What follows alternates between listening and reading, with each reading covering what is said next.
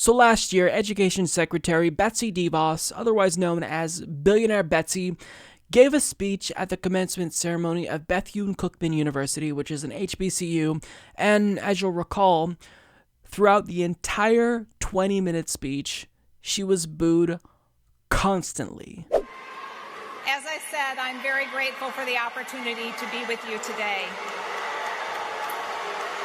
While we will undoubtedly disagree at times, I hope we can do so respectfully. Let's choose to hear one another out. Now, that went on and on and on and on, and it was fantastic. But nonetheless, she still, she got through it, and, she wasn't deterred from the boos. Now, why am I talking about this now, nearly year-and-a-half-old story? Well, some new details about this story have surfaced, and it's because of Omarosa Manigault-Newman's new book, Unhinged, where she actually states how she was there, she was in attendance, and she got Betsy DeVos' immediate response after the speech was over. And Betsy gave a really condescending, tone-deaf response as to why she believes she was booed. Now, I'll get to what the article from The Hill says about the book, but let me just preface this by saying I'm very skeptical of anything that Omarosa says, because it's very clear that she published this book because she's an opportunist and she stands to gain millions of dollars from this. So maybe she's just releasing dirt on the, or actually not maybe, she's definitely releasing dirt on the Trump campaign and the Trump team because, this is going to be great for her career. But at the same time, what she says here about Betsy DeVos, the reason why I'm talking about it is because it's not that unbelievable. It actually sounds like something that an out-of-touch billionaire like Betsy DeVos would in fact say. So, we'll take it with a grain of salt nonetheless, but this is what she says about Betsy DeVos. As Justin Wise of The Hill reports, former White House aide Omarosa Manigault-Newman claims in her new book that Education Secretary Betsy DeVos once said students who booed her at a historically black college lacked the capacity to understand what the Trump administration is trying to accomplish. Betsy got up on stage to give her speech and was immediately loudly booed by the entire audience, Manigault-Newman wrote. Graduating students and their families stood up and turned their backs on her. I was seated on stage watching this travesty unfold. When the booing started, she should have wrapped it up, but she went on and on for 20 minutes, talking over the booing. I was thinking, it's not about you. Abandon your speech. Adjust, woman. But Manigault-Newman said that DeVos thought the speech went great, before adding that the students who booed didn't get it. They don't have the capacity to understand what we're trying to accomplish, DeVos said, according to Manigault-Newman, who inferred that what DeVos meant was that those black students were too stupid to understand her agenda. Manigault-Newman wrote that she replied by telling DeVos the students get it, and that they are not happy about you or your goals. So first and foremost, my immediate reaction is that I don't believe Omarosa when she says she basically confronted DeVos and stood up for the students and said, no, they get it, they just don't agree with your goals. I don't believe you, Omarosa, because you worked for Trump. You were an aide to Trump. You've known Trump for years. You were close to him. So I don't believe that you watched all of this unfold and deep down, you were just appalled and, we're standing up for the students. I don't believe you at all.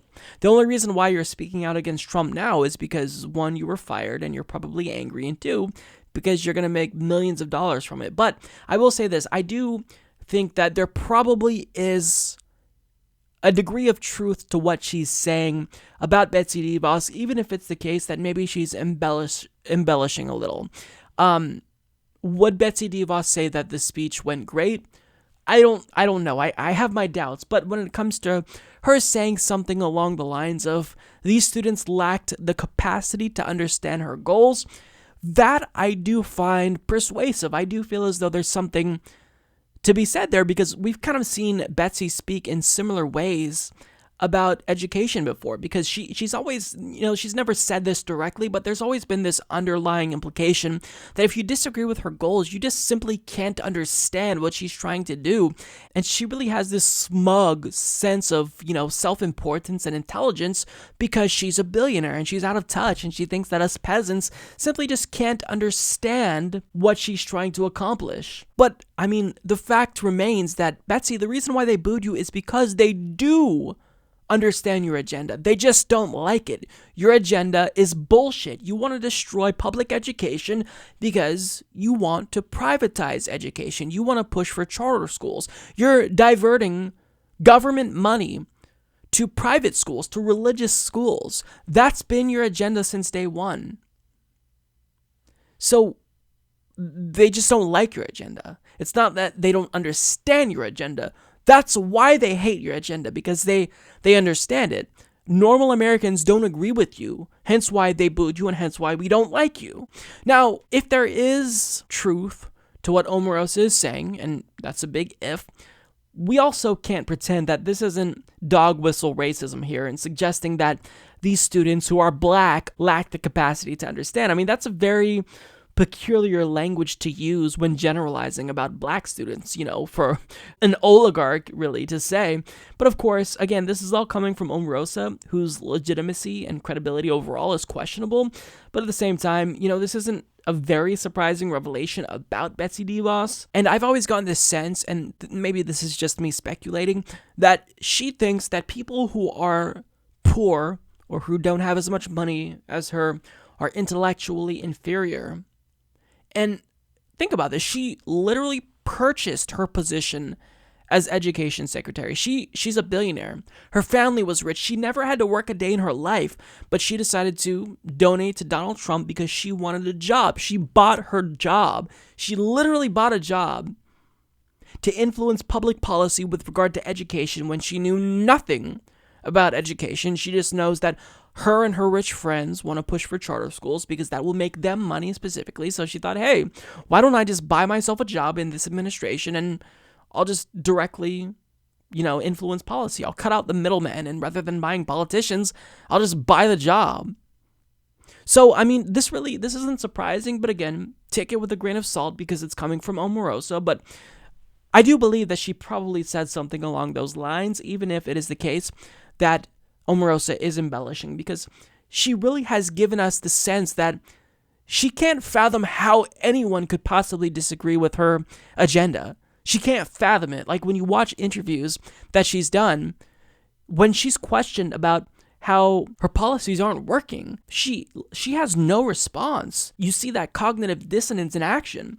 So I am inclined to believe Omarosa in this particular instance, because it's what she's saying, it isn't uncharacteristic of Betsy DeVos. It's pretty much in line with what we've seen from Betsy DeVos, and really it's shameful if it's true, because saying that these students lacked the capacity to understand, these college graduates lack the capacity to understand how her policy on education is harmful to them, they're booing you, Betsy, because you fucked them over. You made it so loan forgiveness is a lot more difficult to come by, so they have to pay back a greater percentage of their income. You fucked over students with loan debt. For her to not be able to grasp why we don't like her and why we're against her agenda, it just speaks to how out of touch these billionaires are. And that's what happens when you surround yourself with yes men and yes women, and they never tell you that you're wrong, or they're afraid to tell you that you're wrong. This is what happens. You end up looking like a fool to normal Americans. Support this podcast by becoming a patron at patreon.com/Humanist Report.